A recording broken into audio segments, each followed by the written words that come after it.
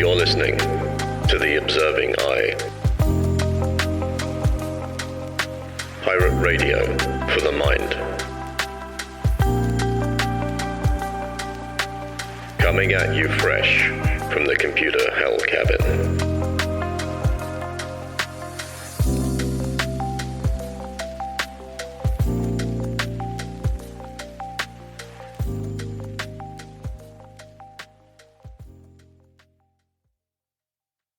Hello, you beautiful lot. It's Friday, the 15th of December, 2023, and you are listening to yet another episode of The Observing Eye, coming at you live from the computer hell cabin. As always, I like to begin these episodes with a brief moment of reflection. So, let's begin by taking a moment to consider the good things that have happened this past week. And now a moment for the not so good. This week I have been struck down with the flu, but I am doing my bestest to get the episode out today. There may be a slight crabbiness in my voice, and there may be some constructive editing going on in this episode that you may notice more prevalently than in previous ones. But we're going to do our best to get through this and put out an episode on something a little bit more esoteric this week. We're going to be talking about liminal spaces. So what is a liminal space? So have you ever been to an airport departure lounge at 2 a.m. and it's completely dead and you have the entire departure lounge to yourself? That weird eeriness, that transitional state in which your mind exists, that is a liminal space. I've been to like a shopping center at 3 a.m. in the midst of COVID because it was really quiet. I don't know why, I just want to try it out.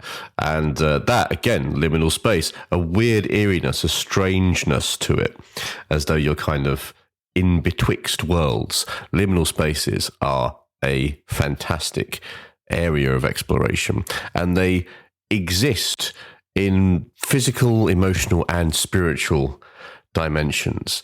They represent as I mentioned, a transitional, a threshold area where the normal limits of our experience are temporarily lifted. Something new out of this, something new and transformational can emerge. So let's have a little dive in to liminal space. Now, of course, I talk about liminal spaces because as we are approaching the end of the year, it tends to be a time for personal transition and transformation. You know, we move from one year to another. We put all of our, our New Year's resolutions come into play, and we start to contemplate change. And for me, and I probably mentioned this last year, for me, New Year is a very contemplative time because it's a time to reflect upon what has happened previously, and a time to kind of think about and strategize and plan for the coming year. So I tend to get a little bit pensive and quiet during the New Year time. And for me, that's a real liminal space. It's a transitional zone between, you know, the old and the new, which is why I wanted to dive into liminal spaces a bit. I also think they're fascinating. So let's start with physical. I've said this last time. I keep saying we. I said earlier that there are three states in which liminal spaces can exist, and it's physical, emotional, and spiritual. Now, the physical one I talked about earlier, and it's a really easy one, and I think we've all experienced it. You know, if you've watched the film Shining, that entire hotel, the Stanley Hotel, is a liminal space, in the sense that it's weird, windy mazes and things out of context, and there's a certain transitional eeriness to it. So, you know, and again, airport departure lounges, shopping malls that are empty, just strange spaces that should be filled with activity and a buzz and an ambience that are dead and empty and feel, like a weirdness to them, a bit of a strangeness about it. That is a physical liminal space. If you really want to dive into it, there's a cracking video game called The Stanley Parable, which plays with the idea of liminal space really, really well. So go and give that a play over Christmas if you fancy diving into some virtual liminal spaces.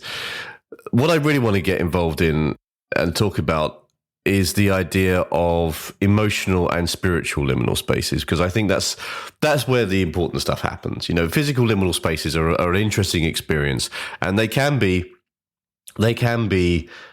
conducive to a transitional state of being. But I think the emotional and the spiritual are far more powerful, have much more gravitas, and much more resonant with what we're talking about today.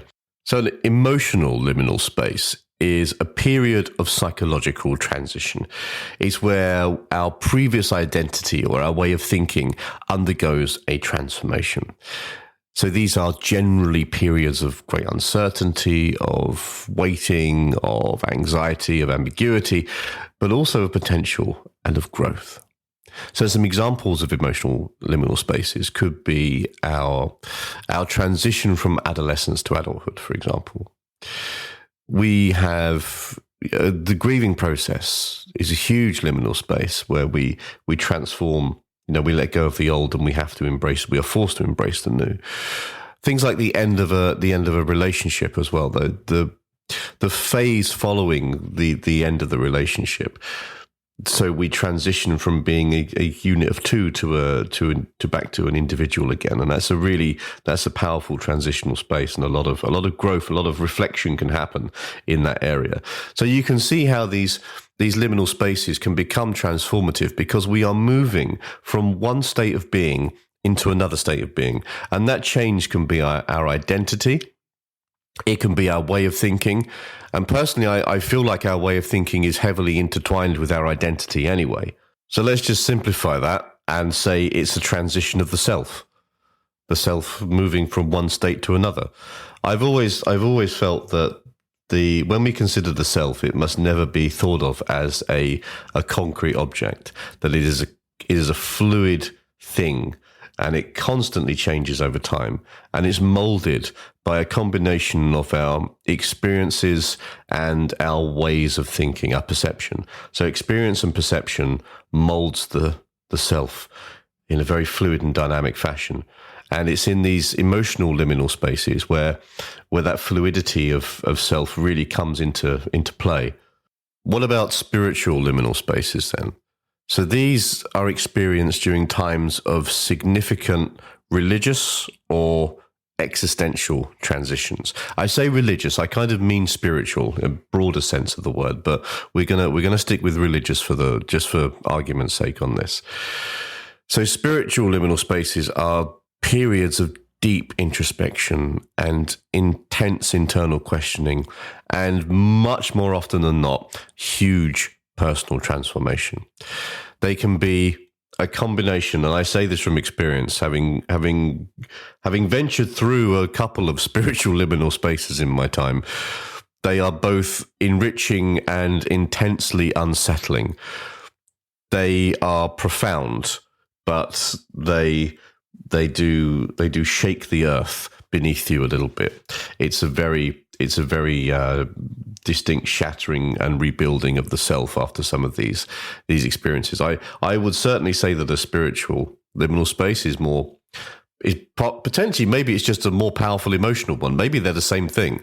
Maybe there's no difference between any of the liminal spaces. I've ruined my argument now, haven't I? They're all the same. They're just vary in intensity. A physical liminal space is a mild sense of uneasiness in a generated by being in a space that is out of context or ambiguous, and then emotional and spiritual just ramps up the game, and it's all just literally a transitional process of change. There you go. Something to think about. And whilst I just destroy the whole categorization of my liminal spaces in this podcast, but that's why we're here, right? We're here to have a discussion about it. So just ignoring my complete annihilation of the categorization of liminal space, let's move back to categorizing spiritual liminal space. Let's talk a bit more about what I mean by that. So religious rites of passage can be a big one, which is why I wanted to keep religion in part of the definition for this. So things like bar mitzvahs, baptisms, initiation rituals, some sort of transition from one spiritual status to another. It's a phenomenological thing going through these spiritual practices, and I don't know about what you've experienced personally as a listener, but I was raised as a Catholic and went through the baptism and the confirmation and all of that stuff. And then I transitioned. I had my liminal moment to Buddhism and took refuge in the Triple Gems, which is similar to kind of a baptism thing in Christianity. I'm not going to go into too much depth on the differences on that. That's for another time. But so going through some of these experiences can be quite powerful. Obviously, I don't remember the baptism because I was very small, and I have no memory of that. But I do remember from the confirmation, and even more so from the taking refuge in Buddhism. I think the ceremony surrounding both of those were really, again, this is where we can bring in some of the physical liminal space, the physicality of the experience, and the transition from one spiritual state to another, whereby you become part of something other than yourself. You're embraced into something more than the individual. I think is a really powerful experience. I felt it more in the Buddhist thing, but probably because it's more recent, so I remember it better.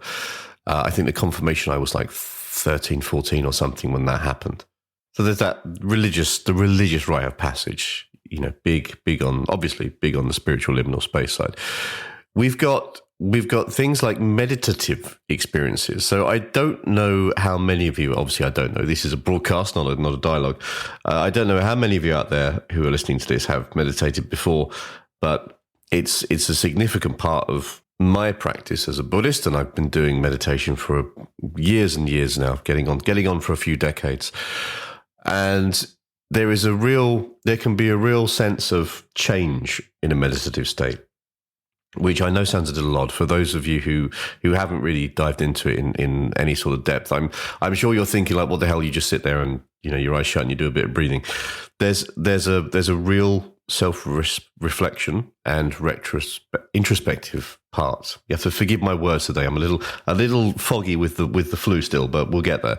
The meditation can be a massively reflective and introspective space. It can be a liminal space in itself, where we transition, where the identity transitions, the self transitions through discovery and through realization. It's very akin to doing physical exercise, except we are working on and building up our sense of perspective and understanding rather than our strength and our fitness. And then the final component, I would say, of spiritual liminal spaces would be a major life change. And by that, I mean something like childbirth or a significant life achievement, or even something like a near-death experience, something that is going to shake us on an existential level. So yeah, it's not really this one isn't really a spiritual liminal space. It's an existential liminal space, but we're going to bundle them together just for the sake of ease. And I've already said I don't even know if the categories are right now anyway. So we're just going to roll with what I've got in my notes, and we'll keep going with it. So yeah, existential change, the genuine upheaval and pivoting of self and perspective and understanding can be another transitional state. Okay, so we've defined what liminal spaces are. We understand the transitional nature of liminal space. The question I imagine you are asking me now, whether you realize it or not, is how the hell do we navigate these liminal spaces? Well, I'm going to ignore the physical for the time being, and we're going to just bundle emotional and spiritual together because, as I said earlier, I think a spiritual liminal space is little more than a more powerful emotional one. And I think that we can approach them in exactly the same way, using the same tools and methodologies. My first recommendation, then, is to embrace the uncertainty. So we have to accept that liminality brings about a sense of not knowing. It's entirely okay in these liminal spaces to feel uncertain, to feel disoriented, to feel like someone has just ripped the carpet out from underneath us. This acceptance, us embracing the uncertainty of liminal spaces, can help to reduce the anxiety and allow us to be more open to the possibilities that these spaces offer. So don't fight against it. Accept the fact that this is an uncertain space and you're going to have to go with the flow. You can't fight against the stream. You can't fight against the river. You've got to go with it and see where it takes you. I think it's really important in these liminal spaces to be reflective and introspective, as I talked about when discussing meditation earlier. So we should use the time in this liminal space for self-reflection, for deep self-reflection. Liminal spaces can very often provide us a unique perspective on our human experience. So during these times, write shit down, go and just contemplate stuff, take some time out and away from the day-to-day and be in that contemplative state. Allow yourself to be reflective, to be quiet, and give yourself the space and the time to make sense of what you're experiencing and what you're feeling emotionally. Can you guess what my next one's going to be? That's right, self-compassion, baby. Self-compassion. Be kind to yourself during these moments and times of transition. Recognize that it is entirely normal and entirely okay to feel unsettled and a little bit perturbed by the experience, and just acknowledge that you are doing your best to navigate through it. You're not navigating through known waters in liminal space. That's not the point of a liminal space. We are in the fog around craggy rocks and weird sea creatures, and we have no idea where we're necessarily going, but we just have to work through it and trust ourselves and exercise some kindness to ourselves. Okay. And lastly, a little bit of memento mori for you. Remember that all liminal spaces are temporary. When we are going through the deep change that liminal spaces can bring, we need to remind ourselves that this is a transitional and not a permanent state of being. And in understanding the impermanence of a liminal space, understanding it is a journey from A to B, and that all journeys come to an end eventually, it makes it far easier for us to navigate, because this too shall pass. And that, my friends, is all I have to say on the subject of liminal space. I hope, as always, it's been somewhat useful. There's been some insights you can grab from it, and there are some things that you can take away and apply to your own human experience.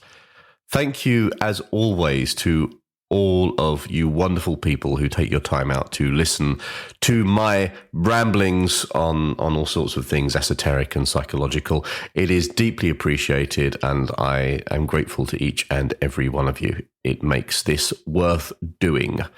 And to my 4 wonderful subscribers, you know I love you all, and thank you for your support and your time. Again, always deeply appreciated. Next week is the last Friday before Christmas, and there will be a podcast going out next Friday, but there will not be one during the Christmas week. But I have got something lined up, which I think is going to be a little surprise. It's a pre-recording that I'm going to be putting out for you all, and hopefully you will enjoy that. Something a little different from my early days of podcasting, but I hope it'll be a bit of entertainment for you whilst we go through the Christmas period. As always, it's the weekend coming up, and I want to wish you all a fabulous weekend. I hope the last-minute mania and the last-minute things you need to do before Christmas are dying down, and you're getting through everything that you need to, and that you get a bit of time for some rest and recharge this weekend. Thanks again, everybody. Much love, and I'll catch you soon. You've been listening to The Observing Eye. Thanks for spending some time with me today. I hope that you found it useful.